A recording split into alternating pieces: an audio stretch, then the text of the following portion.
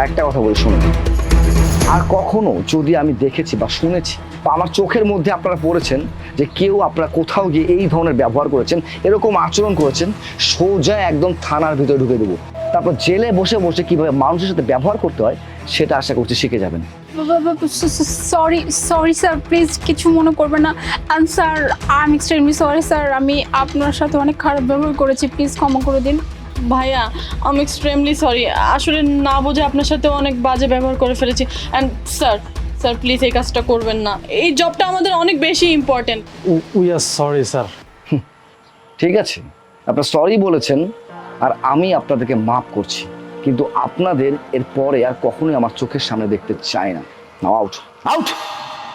দাঁড়ান ভাই, আমি ওনাদের সাথে একটু কথা বলি।